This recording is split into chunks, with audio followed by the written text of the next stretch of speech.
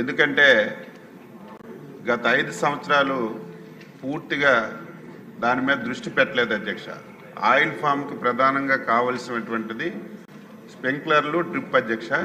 5 సంవత్సరాలు ఎక్కడ కూడా స్ప్రింక్లరు, డ్రిప్ ఇచ్చినటువంటి సందర్భాలు లేవు. మహానుభావులు ఎన్టీ రామారావు గారు దీన్ని ఆ రోజు ప్రారంభించారు. ముందు మనకి వెస్ట్ గోదావరి జిల్లాలో ఉండేది, తర్వాత రాష్ట్రం అంతా కూడా విస్తరించింది. ఈ మధ్య మేము ఒక టెక్నికల్ టీము రాష్ట్రం అంతా కూడా వెరిఫై చేస్తే ఇంకా కొన్ని జిల్లాల్లో, కొన్ని ప్రాంతాల్లో ఆయిల్ ఫామ్ పంట పండించడానికి అనుకూలంగా ఉన్నట్టు కూడా మాకు రిపోర్ట్స్ వచ్చాయి.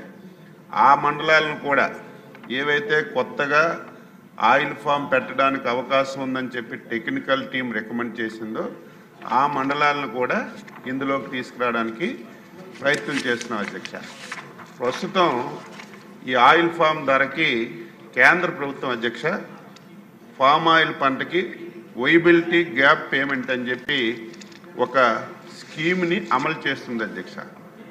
అయితే కేంద్ర ప్రభుత్వం ఈ విజిఏ స్కీమ్ అమలు చేస్తున్నప్పటికీ కూడా ఇది రాష్ట్రాలపైన ఆధారపడి ఉంది అధ్యక్ష. రాష్ట్రం దాన్ని అమలు చేయొచ్చు, లేకపోతే రాష్ట్రం తొందరగా సొంతంగా కూడా ధర నిర్ణయించే అవకాశం ఉంది అధ్యక్ష. అయితే ప్రస్తుతానికి ఏదైతే మనం ఈ విజిపి ధర 17,877 రూపాయలు ఉంది అధ్యక్ష. విజిపి ధర అంటే కేంద్ర ప్రభుత్వం నిర్ణయించినటువంటి ధర 17,877 రూపాయలు ఉంది. ఇది ఎప్పుడు కాన్స్టెంట్గా ఉంటుంది అధ్యక్ష. దీనిలోకి చాలా రాష్ట్రాలు వెళ్ళాయి, కానీ నేను సమావేశం పెట్టేటప్పుడు రైతులు కానీ చాలామంది మన రాష్ట్రంలో ధర బాగుంది కాబట్టి అందులోకి వెళ్ళవలసినటువంటి అవసరం లేదని చెప్పి డిస్కషన్ వచ్చిన తర్వాత ప్రస్తుతానికి మనం దాంట్లోకి వెళ్ళలేదు అధ్యక్ష. ప్రస్తుతానికి మనం ఏదైతే ఫామ్ ఆయిల్కి ధర ఇస్తున్నామో దాదాపు 20,725 రూపాయలు ఉంది అధ్యక్ష. అయితే ఈ ధర నిర్ణయించాలంటే ఓఈఆర్ మీద ఆధారపడుతుంది. గౌరవ సభ్యులు రంగారావు గారు చెప్పినట్టుగా ఇది ఫ్యాక్టరీ నుంచి మనం తెలుసుకోవాల్సినటువంటి అవసరం ఉంటుంది. అది పెద్దవేగులో ఉంది అధ్యక్ష. అదేదో పురాతనమైన ఫ్యాక్టరీ, అందులో మనం ఈ ఆయిల్ ఎక్స్టెన్షన్ రేట్ తీస్తే సరిగ్గా రావటం లేదు. అయితే ఈ ధర ఏ రాష్ట్రానికి సంబంధించినటువంటి ఆ రాష్ట్రంలోని మిల్స్ నుంచే తీయాలనేది ఒక నిబంధన కేంద్ర ప్రభుత్వం పెట్టింది అధ్యక్ష. అందుకే నేను గాబరపడకుండా ఈ సంవత్సరం మనం ఏదైతే ధర ఇస్తున్నామో అడహాక్ కింద, అంటే ధర నిర్ణయించినంత వరకు అడహాక్ కింద 20,700 రూపాయలు రైతులకి నష్టం లేకుండా ఇప్పుడు ప్రజెంట్ ఇస్తున్నాం అధ్యక్ష. సభ్యులు కూడా చెప్పారు, ఆ రోజు మనకు పెద్దవేగులోనే ఒక పరిశ్రమ ఉండేది.